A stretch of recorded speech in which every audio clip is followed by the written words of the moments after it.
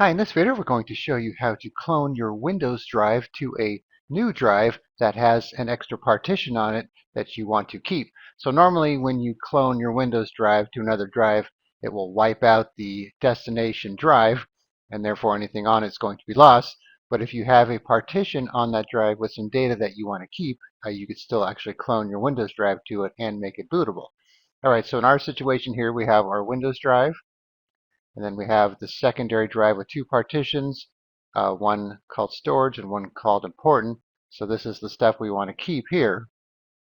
So if we open up disk management, you can see the drive configuration. So here's our disk 0 with Windows and the Windows partitions. And then we have disk 1, which has the storage drive here, and then the important partition. So this is what we want to keep. We don't care about this one because this is the one we're going to clone Windows to. So obviously you have to make sure you have enough room on the destination drive. So Windows here is 100 gigs, the total disk size here, and then this partition is 110, so there's just enough room to clone it. Alright, so in order to do that, we're going to need to get rid of this partition here, so there's unallocated space. So there's a couple ways you could do it. You could right click on it and shrink it down by the amount of space that is taken here, or you could simply just right click on it and delete the volume. So before you do any of this, back up your data on the partition that you're keeping just to make sure it's safe in case something goes wrong. Alright, so we're going to right click on this partition here, delete the volume. Tells you it's going to delete all the data, so make sure you don't care about anything on that partition there. Says it's currently in use, probably because File Explorer is open, so we'll say yes. Alright, so now we have 110 gigs of unallocated space. Our files are still here, so we're looking good. Alright, so we're going to be using the free DiskGenius app to clone the drive. So we're cloning the Windows drive and all its partitions to this unallocated space right here. And if this wasn't unallocated space, then DiskGenius would try to clone the entire drive and wipe out this data. So that's why it's important to have unallocated space. Okay, so let's click on OS migration here. Okay, so we need to select the target disk. So you can see we have our 110 gigs of free space here and our important data. So it looks like it's going to wipe out everything here, but it's not. So we'll click on OK. So now it asks, do you want to keep the existing partitions on the target disk? Meaning, do you want to keep this partition? Which we do. So I'm going to say yes. So it's telling you that the ESP and MSR partitions on the target disk will be overwritten, and that's fine. So click on OK. So you can see here it's going to copy the Windows disk to the unallocated space right here, and then we have our important data here that's still left over. Then at the bottom here you have some options here to change the boot order for you. I always like to just do it manually because I'm not sure if this will even work.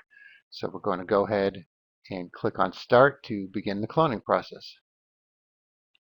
So it's telling you everything on the target disk will be overwritten. So click OK. All right, now you have the option to do hot migration, which means it'll run within Windows while Windows is running. Or you could reboot into the WinPE environment here to do it outside of Windows. So I've never had a problem using the hot migration, and plus it's easier to do, so we're going to do this option. All right, so it'll create a snapshot of the current Windows installation, and then it'll start the cloning process. So this will take several minutes here, so I will pause the video and then be back when it's done. All right, so the cloning process is complete. Probably took about 5 minutes or so, but then again, this is just a test computer with not a lot of data on it. All right, so now it says it's completed. Please reboot to the BIOS and set the target as your boot device.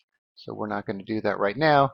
Okay, so if we go back to disk management, you can see now we have our Windows partitions on our disk 1 here, our secondary drive, and we still have our important data here. Let's make sure.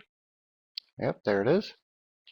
All right, so now what I'm going to do is turn off the computer, remove disk 0, the original Windows drive, and then boot it up with the new drive and make sure everything works. So we'll be right back.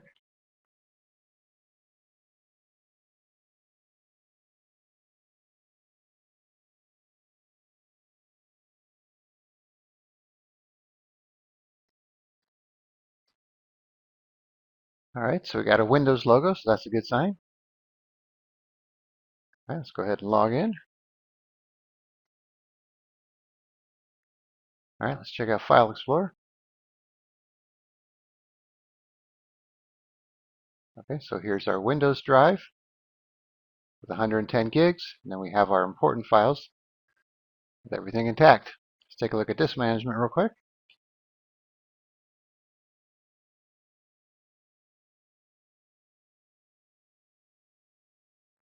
Okay, so now we just have our one disk with our Windows partitions and our important partition, and still has the F drive. And of course, you could come back here, right-click, change the drive letter if you wanted to change it to E or a different letter if you don't want to use F any longer. All right, so you can see it was a pretty simple process to do. So I will put a link in the description where you could download DiskGenius, and then you could try it out for yourself. All right, thanks for watching, and be sure to subscribe.